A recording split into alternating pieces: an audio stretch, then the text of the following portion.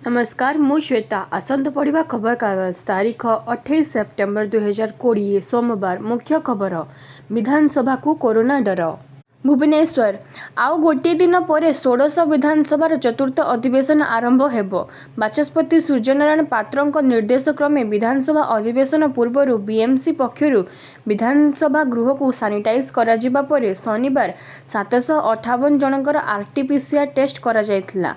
सेथिरु 136 जनकर Covid positive report आसीछि। एमानक मध्य रहिछन्ति मंत्री, विधायक, सांबादिक, विधानसभा और लोकसेवा भवन कर्मचारी। बिना कोविड परीक्षा रे केही विधानसभा भीतर को पसी पारिबे नाही बोली बाचस्पति निर्देशनामा जारी करिथिले।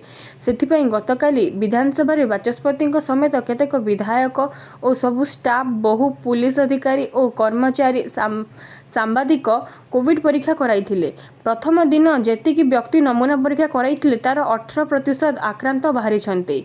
एथि मध्यरु 2 जण विधायक रहितबा बेले बहु पुलिस अधिकारी, सांबादिक, विधानसभा स्टाफ, लोकसेवा भवन स्टाफ एवं बाचस्पति कार्यालय वरिष्ठ अधिकारी मध्य रहिछन्ते।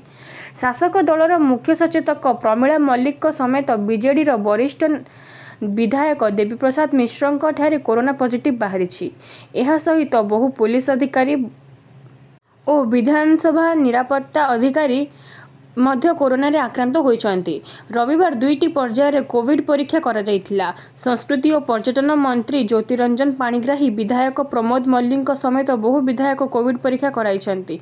आज सुद्धा द्वितीय दिन लगी विधानसभा परिसर रे 231 जनक कोरोना नमूना परीक्षा करा जायछि। आसंता काली केवल पूर्वाह्न रे कोविड परीक्षा करा जिबाकू कहिछि। शीतरी चीन सह मुकाबिला पाई रणनीति। सीमा रे विपुल युद्ध सामग्री ठूल। नया दिल्ली पूर्वांचल लद्दाख रे आग को आसुची हाड़थरा शीत। एही भयंकर शीत सहित चीन र पीपुल्स लिबरेशन आर्मी रो भारत सीमा उपरे नजर भारतीय सेना को सतर्क कराइछि। 4 मास तळु दुई राष्ट्र रे सैन्य सेठारे मुहांमुही स्थिति रे थिबा बेले वरिष्ठ सामरिक स्तरीय बैठक रे मध्य परस्पर सेना प्रत्याहार नहीं बाट बाहरुनी। फलरे आगकू सेठारे शीत 4 मास अक्टोबर रु जनवरी सेना को एभली स्थिति रे रहिबाकू पड़िबो। गोटे पटे प्रबल शीत वियुक्त 25 रु 40 डिग्री तापमात्रा को सह्य करिबा एवं अन्य पटे देशर भूखंड को विस्तारवादी चीन सैन्य लोलुप दृष्टि रु सुरक्षा करिबा भली 2टी गुरु दायित्व रहिछि। एथिपई भारतीय स्थल सेना मुख्य मनोज मुकुंद नरवणे द्वारा एसबु अंचल को शक्तिशाली तोप, कमाण, गोला बारूद, गाड़ी, ईंधन, खाद्य और शीतवस्त्र भली व्यापक परिमाण साज सरंजाम पठाउछे। विशेषकर T-90 और T-72 भली टैंक और पदातिक सैन्य लगी लड़ुआ गाड़ी, चुशुल और डोमचेक भली गुरुत्वपूर्ण अंचल को पठा जाइछि। शह शह संख्यार सेना गाड़ी गुड़िक खाद्य पदार्थ, तंबू, जोगाजोग सामग्री, हीटर और अन्यान्य सामग्री धरी समुद्र पट्टन ठारू 16,000 फुट उच्चतार थिबा पूर्वांचल लद्दाख रे पहुंची। सेना पक्षरु कोनोसी ऑपरेशन लगी यह बृहत परिवहन बोली कुहा जाउछि। भारत सेना लगी यूरोप और अन्य केतेक शीत प्रधान राष्ट्र गरम पोशाक आसीछि। हजार हजार टन विपुल सामग्री को पार्वत्यांचल रे पहुंचाइबा लगी वायुसेनार C-130J सुपर हर्क्युलस, C-17 ग्लोबोमास्टर भली युद्ध विमान और परिवहनकारी हेलिकॉप्टर को नियोजित करा जाइछि। अक्टोबर रु खोलिबो राज्यर सबु पर्यटन स्थले। भुवनेश्वर दीर्घ व्यवधान परे आसंता मासरु पर्यटन स्थले खोलिबो बोली विश्व पर्यटन दिवस अवसर रे सूचना दैछन्ति विभागीय मंत्री ज्योति प्रकाश पाणिग्राही। महामारी जोगु दीर्घ मास बंद रहितिबा पर्यटन स्थली सबु खोलिबो। तेणु अक्टोबर रु राज्यर समस्त पर्यटन स्थली पर्यायक्रमे खोलिबा नै योजना थिबा से कहिसन्ति। एथि सहित चलित वर्ष 5टी स्थान रे इको रिट्रीट करा जिबार योजना रहितिबा मध्य मंत्री कहिसन्ति। कृषि बिल रे राष्ट्रपति मोहर। नया दिल्ली कृषिजात सामग्रीर विपणन और कारोबार विधेयक 2020, कृषक सशक्तिकरण और सुरक्षा राजीनामा संक्रांत मूल्य सुनिश्चितता और कृषि सेवा बिल 2020 एवं अत्यावश्यक सामग्री संशोधन बिल 2020 संसद रे गृहीत होई सारिथिबा बेले रविवार एही विधेयक उपरे राष्ट्रपति मोहर लागिछि।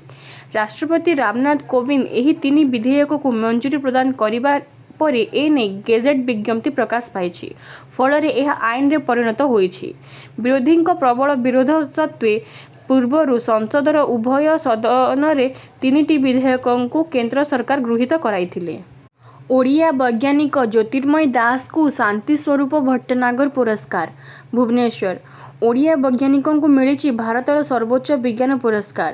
ବିଜ୍ଞାନ ଓ ପ୍ରଯୁକ୍ତିବିଦ୍ୟା 2020 ପାଇଁ ରସାୟନ ବିଜ୍ଞାନ କ୍ଷେତ୍ରରେ ଜ୍ୟୋତିର୍ମୟୀ ଦାସଙ୍କୁ ମିଳିଛି ଶାନ୍ତିସ୍ୱରୂପ ଭଟ୍ଟନାଗର ପୁରସ୍କାର। ଚଳିତ ବର୍ଷ ବିଭିନ୍ନ କ୍ଷେତ୍ରରେ ପାରଦର୍ଶିତା ଲାଭ କରିଥିବା 12 ଜଣ ବୈଜ୍ଞାନିକଙ୍କୁ ଏହି ପୁରସ୍କାର ମିଳିଛି। ସେମାନଙ୍କ ଭିତରୁ ଓଡ଼ିଆ ଝିଅ ଜ୍ୟୋତିର୍ମୟୀ ଅନ୍ୟତମ। ଶନିବାର council for scientific and industrial ରିସର୍ଚ୍ଚର ପ୍ରତିଷ୍ଠା ଦିବସ ଅବସରରେ ଏହି ପୁରସ୍କାର ଘୋଷଣା କରାଯାଇଛି। ପ୍ରଥମ ଓଡ଼ିଆ ମହିଳା ବୈଜ୍ଞାନିକ ଭାବେ ଶାନ୍ତିସ୍ୱରୂପ ଭଟ୍ଟନାଗର ପୁରସ୍କାର ଲାଭ କରିଥିବା ଜ୍ୟୋତିର୍ମୟୀଙ୍କ ଜନ୍ମ ଜଗତସିଂହପୁର ଜିଲ୍ଲାରେ। ସେ ରେଭେନ୍ସା ବିଶ୍ୱବିଦ୍ୟାଳୟରୁ ରସାୟନ ବିଜ୍ଞାନରେ ସ୍ନାତକୋତ୍ତର ଡିଗ୍ରୀ ହାସଲ କରିଥିବା ବେଳେ IIT କାନପୁରରୁ ଡକ୍ଟରେଟ୍ ଡିଗ୍ରୀ ହାସଲ କରିଛନ୍ତି। ବଳରାମ ଯୋଜନାର ମାର୍ଗଦର୍ଶିକା ଜାରି, ଭାଗ ଚାଷୀଙ୍କ ଲାଗି ଫିଟିଲା ଋଣ ଓ ସହାୟତା ବାଟ। ଭୁବନେଶ୍ୱର କରୋନା ମହାମାରୀ ପରିପ୍ରେକ୍ଷୀରେ ରାଜ୍ୟ ସରକାରଙ୍କ କୃଷି ବିଭାଗ ପକ୍ଷରୁ କୃଷି ଓ କୃଷକଙ୍କ ସଶକ୍ତିକରଣ ଲାଗି ବଳରାମ ଯୋଜନାର କାର୍ଯ୍ୟାନ୍ୱୟନ ମାର୍ଗଦର୍ଶିକା ଜାରି କରାଯାଇଛି। ଏହି ଯୋଜନା କାର୍ଯ୍ୟକାରୀ ହେଲେ 9 ଲକ୍ଷରୁ ଉର୍ଦ୍ଧ୍ୱ ଭୂମିହୀନ ତଥା ଭାଗ ଚାଷୀ ବିଶେଷ ଭାବେ ଉପକୃତ ହେବେ। ଆତ୍ମା ଭିତ୍ତିଭୂମି ଉପଯୋଗ କରାଯାଇ 5 ଲକ୍ଷ ଭାଗ ଚାଷୀଙ୍କୁ ନେଇ 1 ଲକ୍ଷ ମିଳିତ ଦେୟ ଗୋଷ୍ଠୀ ଗଠନ କରାଯିବ। ଏହା ମାଧ୍ୟମରେ ଭାଗ ଚାଷୀ ଓ ଭୂମିହୀନ ଚାଷୀମାନେ ବିଭିନ୍ନ ବ୍ୟାଙ୍କରୁ ଫସଲ ଋଣ ପାଇପାରିବେ ବୋଲି କୃଷି ବିଭାଗ ସ୍ୱତନ୍ତ୍ର ଶାସନ ସଚିବ ସୁରେଶ କୁମାର ବଶିଷ୍ଠଙ୍କ ମାର୍ଗଦର୍ଶିକାରୁ ଜଣାଯାଇଛି।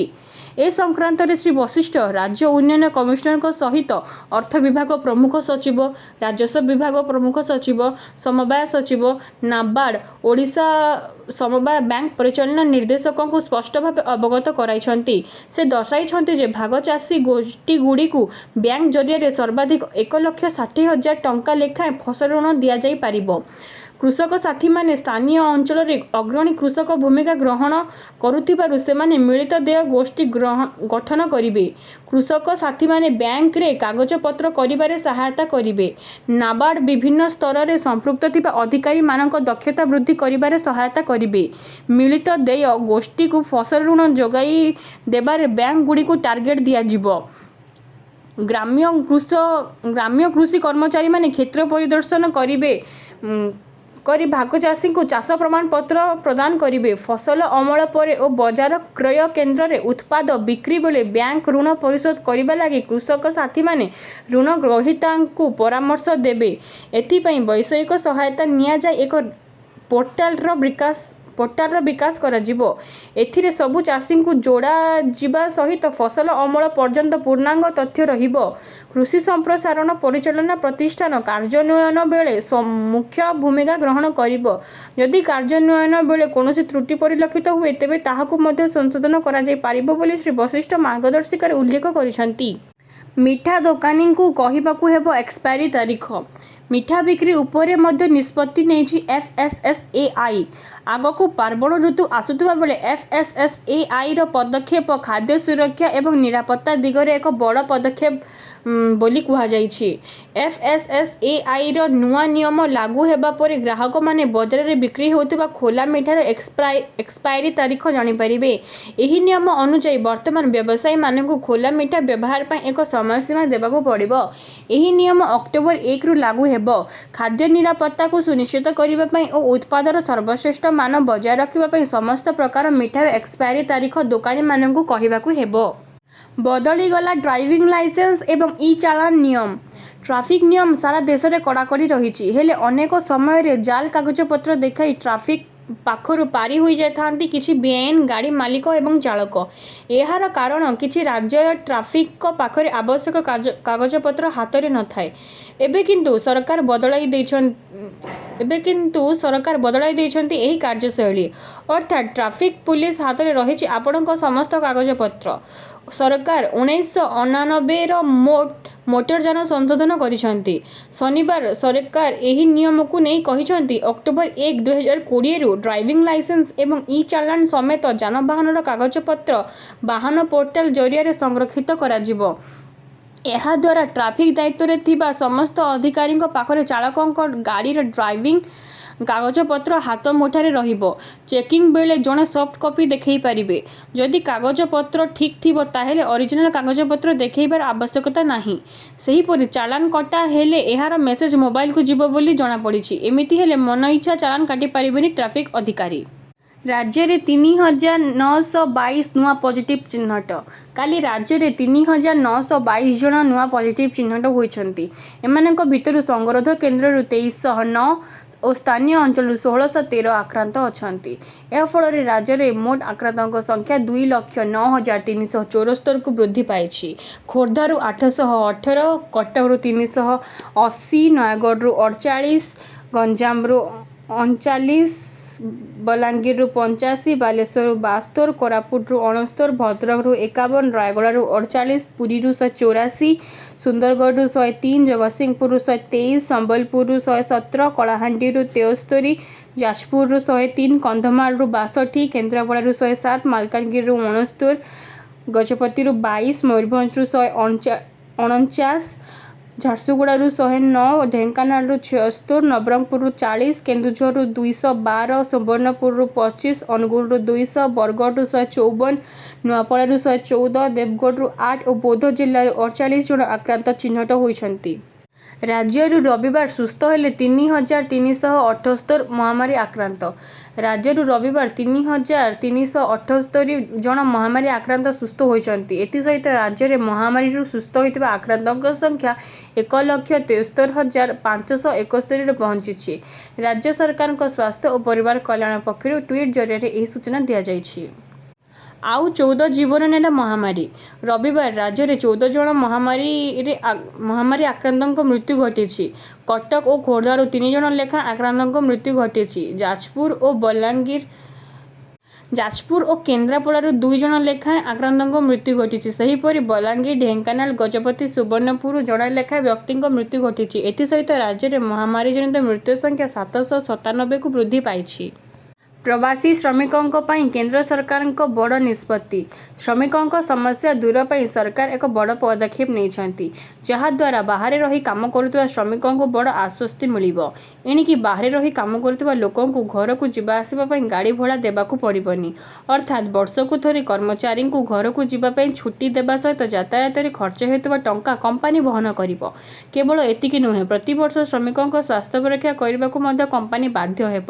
ଆଉ ସ୍ୱାସ୍ଥ୍ୟ ପରୀକ୍ଷାରେ ଯାହା ବି ଖର୍ଚ୍ଚ ହେବ ତାହା କମ୍ପାନୀ ପୈଠ କରିବ। ଏହା ସହିତ ପ୍ରତି କର୍ମଚାରୀଙ୍କୁ ନିଯୁକ୍ତି ପତ୍ର କମ୍ପାନୀ ଦେବାକୁ ବାଧ୍ୟ ବୋଲି ନିୟମରେ ଉଲ୍ଲେଖ ରହିଛି। ଚଳିତ ମୌସୁମୀ ଅଧିବେଶନରେ ଉଭୟ ଲୋକସଭା ଓ ରାଜ୍ୟସଭାରେ ପାରିତ ହୋଇଛି ଲେବର କାର୍ଡ ବିଲ୍। ରାଷ୍ଟ୍ରପତିଙ୍କ ଅନୁମୋଦନ ମିଳିବା ପରେ ଏହା ବିଧିବଦ୍ଧ ଭାବେ ଆଇନରେ ପରିଣତ ହେବ। କୋହଳ ହେଲା ଛାଡ଼ପତ୍ର ପ୍ରାପ୍ତ ମହିଳାଙ୍କ ପାଇଁ ପରିବାର ପେନ୍ସନ୍ ନିୟମ। ଛାଡ଼ପତ୍ର ପାଇଥିବା ମହିଳାମାନେ ଯେପରି ସହଜରେ ପରିବାର ପେନ୍ସନ୍ ପାଇପାରିବେ ସେ ସମ୍ପର୍କିତ ନିୟମ କୋହଳ କରାଯାଇଥିବା କେନ୍ଦ୍ର ସାଧାରଣ ଅଭିଯୋଗ ଏବଂ ପେନ୍ସନ୍ ମନ୍ତ୍ରୀ ଡକ୍ଟର ଜିତେନ୍ଦ୍ର ସିଂ କହିଛନ୍ତି। ସେ କହିଛନ୍ତି, ବର୍ତ୍ତମାନ ଜଣେ ମହିଳା ଛାଡ଼ପତ୍ର ମାମଲାରେ ନିଷ୍ପତ୍ତି ଚୂଡ଼ାନ୍ତ ହୋଇନଥିଲେ ମଧ୍ୟ ପରିବାର ପେନ୍ସନ୍ ପାଇବାକୁ ହକଦାର ହେବେ, କିନ୍ତୁ ସେ ଛାଡ଼ପତ୍ର ଆବେଦନ କରିଥିବା ଆବଶ୍ୟକ। ଡକ୍ଟର ସିଂ କହିଛନ୍ତି ଯେ ପୂର୍ବରୁ ଛାଡ଼ପତ୍ର ମାମଲା ନିଷ୍ପତ୍ତି ଚୂଡ଼ାନ୍ତ ହୋଇଥିବା କ୍ଷେତ୍ରରେ ମହିଳାଙ୍କୁ ପରିବାର ପେନ୍ସନ୍ ପ୍ରଦାନ କରିବା ନିୟମ ଥିଲା। ସେ କହିଛନ୍ତି ଯେ ଏହି ନୂତନ ସଂସ୍କାର ଅନୁଯାୟୀ କେବଳ ପେନ୍ସନ୍ ଗ୍ରହଣ କରୁଥିବା ବ୍ୟକ୍ତିଙ୍କ ଜୀବନରେ ସହଜତା ଆଣିବ ନାହିଁ, ବରଂ ସମାଜରେ ଛାଡ଼ପତ୍ର ପାଇଥିବା ମହିଳାଙ୍କ ପାଇଁ ସମାନ ଅଧିକାର ମଧ୍ୟ ସୁନିଶ୍ଚିତ କରିବ। ଡକ୍ଟର ସିଂ କହିଛନ୍ତି ଯେ ପିତାମାତାଙ୍କ ମୃତ୍ୟୁ ପରେ ଦିବ୍ୟାଙ୍ଗ ପିଲା କିମ୍ବା ଭାଇ ଭଉଣୀଙ୍କୁ ପରିବାର ପେନ୍ସନ୍ ପ୍ରଦାନ ପାଇଁ ନିର୍ଦ୍ଦେଶ ଜାରି କରାଯାଇଛି। ଏହି କ୍ଷେତ୍ରରେ ସହାୟକଙ୍କ ଭତ୍ତା ମାସକୁ 4,500ରୁ 6,700 ଟଙ୍କାକୁ ବୃଦ୍ଧି କରାଯାଇଛି। ରାଜଧାନୀର ଧାରଣା ସ୍ଥଳରେ କଡ଼ାକଡ଼ି ହେବ କୋଭିଡ୍ ନିୟମ। ଆସନ୍ତା 29 ତାରିଖରୁ ଆରମ୍ଭ ହେଉଛି ବିଧାନସଭାର ମୌସୁମୀ ଅଧିବେଶନ। ଏହି ସମୟରେ ବିଧାନସଭା ସମ୍ମୁଖ ଧାରଣା ସ୍ଥଳରେ କୋଭିଡ୍ ନିୟମ ପାଳନ କରିବାକୁ ନିଷ୍ପତ୍ତି ହୋଇଛି। ତେବେ ବର୍ତ୍ତମାନ ସୁଦ୍ଧା ବିକ୍ଷୋଭ ନେଇ କେହି ଆବେଦନ କରିନାହାନ୍ତି। ଯଦି କେହି ଆବେଦନ କରନ୍ତି ତାହେଲେ ସରକାର ନିଷ୍ପତ୍ତି ନେବେ ବୋଲି police commissioner doctor Sudhanshu Sarangi କହିଛନ୍ତି। ସୂଚନାରୁ ପ୍ରକାଶ, ବିଧାନସଭା ଅଧିବେଶନ ଆରମ୍ଭ ହେଲେ ଲୋୟର ପିଏମ୍ଜିର ଧାରଣା ସ୍ଥଳରେ ଭିଡ଼ ଜମେ। ରାଜ୍ୟ ସରକାରଙ୍କ ଉପରେ ଥିବା ଅସନ୍ତୋଷକୁ ପ୍ରକାଶ କରିବା ପାଇଁ ବିଭିନ୍ନ ସଂଗଠନ ପକ୍ଷରୁ ଧାରଣା ଓ ବିକ୍ଷୋଭ ପ୍ରଦର୍ଶନ କରାଯାଇଥାଏ।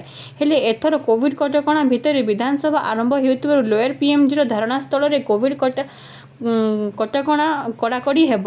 ତେବେ ବର୍ତ୍ତମାନ ସୁଦ୍ଧା ବିକ୍ଷୋଭ ନେଇ କେହି ଆବେଦନ ନ କରିଥିବା ପୁଲିସ କମିଶନର କହିଛନ୍ତି। ଭାରତକୁ ଆଉ 5ଟି ରାଫେଲ ଯୁଦ୍ଧ ବିମାନ ଦେଲା ଫ୍ରାନ୍ସ। ଫ୍ରାନ୍ସ ରାଫେଲ ଯୁଦ୍ଧ ବିମାନର ପରବର୍ତ୍ତୀ ବ୍ୟାଚ୍ ଭାରତକୁ ହସ୍ତାନ୍ତର କରିଛି। ଏହି ବ୍ୟାଚ୍ର ଅନ୍ତର୍ଭୁକ୍ତ ସମସ୍ତ 5ଟି ବିମାନ ବର୍ତ୍ତମାନ ଫ୍ରାନ୍ସ ମାଟିରେ ଅଛି। ଏହି ରାଫେଲ ବିମାନ ଅକ୍ଟୋବରରେ ଭାରତରେ ପହଞ୍ଚିବ ବୋଲି କୁହାଯାଇଛି। ଏହି ବିମାନ ପଶ୍ଚିମବଙ୍ଗର କାଲିକୁଣ୍ଡା ବାୟୁସେନା ଷ୍ଟେସନରେ ନିୟୋଜିତ ହେବ, ଯାହାକି ଚୀନ ସହିତ ପୂର୍ବ ସୀମାକୁ ସୁରକ୍ଷା ପ୍ରଦାନ କରିବ। ଏହି ବିମାନଗୁଡ଼ିକ ବର୍ତ୍ତମାନ ଫ୍ରାନ୍ସରେ ଅଛି। ଭାରତକୁ କେବେ ଏହି ବିମାନ ଆସିବ ତାହା ଭାରତୀୟ ବାୟୁସେନା ଉପରେ ନିର୍ଭର କରେ। ସୂଚନା ଥାଉ କି 36ଟି ରାଫେଲ ବିମାନ କ୍ରୟ ପାଇଁ ଭାରତ ଫ୍ରାନ୍ସ ସହିତ ଏକ ଚୁକ୍ତି କରିଥିଲା। 36ଟି ରାଫେଲ ବିମାନ ମଧ୍ୟରୁ 30ଟି ଯୁଦ୍ଧ ବିମାନ ଏବଂ 6ଟି ଟ୍ରେନିଂ ବିମାନ ରହିବ। ଖେଳ ରେକର୍ଡ ରନରେ ପିଛା କରି ଜିତିଲା Rajasthan. Indian premier league IPL ଇତିହାସରେ ସର୍ବାଧିକ 224 ରନର ପିଛା କରି ବିଜୟୀ ହୋଇଛି ରାଜସ୍ଥାନ ରୟାଲ୍ସ। ରବିବାର ଖେଳାଯାଇଥିବା ମ୍ୟାଚ୍ରେ କିଙ୍ଗସ୍ 11 ପଞ୍ଜାବକୁ 4 ୱିକେଟରେ ପରାସ୍ତ କରିଛି ରାଜସ୍ଥାନ ରୟାଲ୍ସ। ଏହି ବିଜୟ ସହ 12 ବର୍ଷ ତଳର ତା ନିଜ ରେକର୍ଡକୁ ଭାଙ୍ଗିଛି ରାଜସ୍ଥାନ ରୟାଲ୍ସ। 2008ରେ ଡେକାନ ଚାର୍ଜର୍ସ ବିପକ୍ଷରେ 215 ରନର ପିଛା କରି ରାଜସ୍ଥାନ ଜିତିଥିଲା, ଯେଉଁ ରେକର୍ଡ ଏହି ମ୍ୟାଚ୍ରେ ଭଙ୍ଗ ହୋଇଛି। ଓପନର ମୟଙ୍କ ଅଗ୍ରୱାଲଙ୍କ ଶତକ ଓ KL ରାହୁଲଙ୍କ ଅର୍ଦ୍ଧଶତକ ବଳରେ ପ୍ରଥମେ ବ୍ୟାଟିଂ କରିଥିବା ପଞ୍ଜାବ 2 ୱିକେଟ ହରାଇ 223 ରନ୍ କରିଥିଲା। IPL ରେକର୍ଡ 224 ରନର ବିଜୟ ଲକ୍ଷ୍ୟ ପିଛା କରି ସଞ୍ଜୁ ସାମସନ, ଷ୍ଟିଭେନ୍ ସ୍ମିଥ ଓ ରାହୁଲ ତିୱେତିୟାଙ୍କ ବିସ୍ଫୋରକ ଅର୍ଦ୍ଧଶତକ ବଳରେ ରାଜସ୍ଥାନ ରୟାଲ୍ସ 3ଟି ବଲ୍ ବାକି ଥାଇ 6 ୱିକେଟ ହରାଇ ଜିତିପାରିଥିଲା। ପାଣିପାଗ ସୂଚନା ଓଡ଼ିଶାରୁ ବିଳମ୍ବରେ ଫେରିବ ମୌସୁମୀ। ବିଳମ୍ବରେ ଓଡ଼ିଶାରୁ ଫେରିବ ମୌସୁମୀ। ଅକ୍ଟୋବର 15 ତାରିଖ ପରେ ଏହି ପ୍ରକ୍ରିୟା ଆରମ୍ଭ ହୋଇପାରେ। ପାଣିପାଗ ବିଶେଷଜ୍ଞଙ୍କ ଆକଳନ ମୁତାବକ ଦେଶରେ ମୌସୁମୀର ପ୍ରତ୍ୟାବର୍ତ୍ତନ ପ୍ରକ୍ରିୟା ଆସନ୍ତା 28 ତାରିଖରୁ ପଶ୍ଚିମ ରାଜସ୍ଥାନରୁ ଆରମ୍ଭ ହୋଇଯିବ, କିନ୍ତୁ ଓଡ଼ିଶାରେ ଏହା ସ୍ୱାଭାବିକ ସମୟଠାରୁ 5ରୁ 7 ଦିନ ବିଳମ୍ବ ହେବ। ରାଜ୍ୟକୁ ବର୍ତ୍ତମାନ ଉତ୍ତର ପଶ୍ଚିମ ଭାରତରୁ ପବନ ବହୁଛି। ଏହା ଅକ୍ଟୋବର ଦ୍ୱିତୀୟ ସପ୍ତାହ ପର୍ଯ୍ୟନ୍ତ ଜାରି ରହିବ। ତେଣୁ ଅକ୍ଟୋବର 15 ତାରିଖ ପରେ ରାଜ୍ୟରୁ ମୌସୁମୀ ଫେରିବା ପ୍ରକ୍ରିୟା ଆରମ୍ଭ ହେବ ବୋଲି କୁହାଯାଉଛି। ଏତିକିରେ ସମ୍ବାଦ ଶେଷ ହେଲା। ଭିଡ଼ିଓଟିକୁ ଲାଇକ୍, ସେୟାର ଏବଂ ଚ୍ୟାନେଲକୁ ସବସ୍କ୍ରାଇବ୍ କରିନେବେ। ଧନ୍ୟବାଦ।